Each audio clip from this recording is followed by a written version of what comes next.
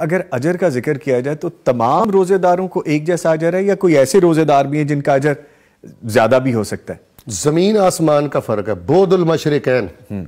سارے حج کرتے ہیں, لاکھوں حاجی ہوتے ہیں, لیکن کئی حاجی ایسے ہوتے ہیں کہ سبحان اللہ ان کے اجر کو الفاظ میں بیان ہی نہیں کیا جا سکتا. سبحان اللہ. اور اللہ معاف فرمائے, کئی بدبخت ایسے ہوتے ہیں, اللہ کہتے ہیں میرے کعبے کو چھوڑ دے, تیرے وجود سے حرام کی بو آتی ہے, اللہ اکبر. اتار دے ان چادروں کو, ددکار دیے جاتے ہیں.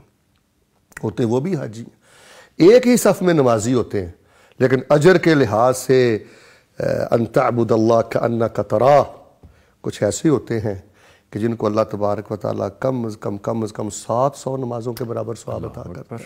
کئی ایسے ہوتے ہیں نماز پڑھ کے جاتے ہیں, آواز آتی ہے یہ نماز ہی نہیں ہے, یہ نماز چور ہے.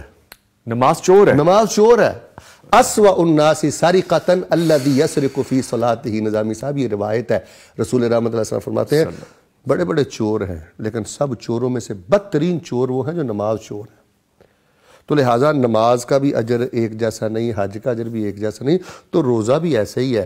جو انسان روزے میں, جیسے آپ نے بتایا کہ آج کی جو ہماری مجلس ہے وہ اس کا موضوع ہے جن کاموں سے ہم نے بچنا ہے. اب ایک بندہ غیبت سے بچا, نظر بد سے بچا, فحشیات سننے سے بچا, غفلت سے بچا, پہلی صف میں نماز پڑھتا رہا, ٹھیک ہے. ایک ہے اس نے غیبتیں بھی نہیں چھوڑی, لغو سیاسی گفتگو بھی نہیں چھوڑی, سننا بھی نہیں اس نے برا چھوڑا. جی آپ مجھے بتائیں اجر برابر ہے؟ اس طرح سے تو ہو ہی نہیں سکتا. نظامی صاحب کئی سوالوں کے جواب آپ مجھ سے بہتر جانتے ہیں. نہیں سر.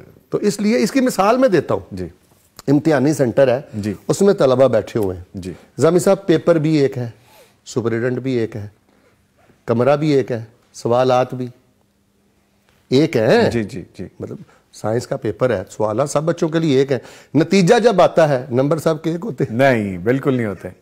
میں سمجھتا ہوں یہ مثال کافی ہے. کسی نے ٹاپ کیا ہوتا ہے, کوئی بالکل نیچے ہوتا ہے, کوئی پاسنگ مارکس کے ساتھ ہوتا ہے. ہمیں جی روزوں میں ٹاپر ہونا ہے انشاءاللہ تعالی. عزم بھی یہی ہے سر انشاءاللہ تعالی. ہم نے وہ کہہ لیں کہ فرض ایک بوجھ اور ایک فرض کو نہیں اتارنا, جو میں نے شروع سے بات کی ہے, اس کا بڑا کردار ہے کہ خوشی کی انتہا ہو. اللہ تیری مہربانی, ابھی تک موت نہیں آئی, زندگی میں ایک دفعہ رمضان پھر آ گیا, الحمدللہ, اللہ تعالیٰ موقع پھر مل گیا, الحمدللہ. تو شکر اور خوشی کی کیفیت ہو اور انسان نیک اعمال میں آگے بڑھے, تو ایسے روزے دار کو کوئی پہنچ ہی نہیں سکتا.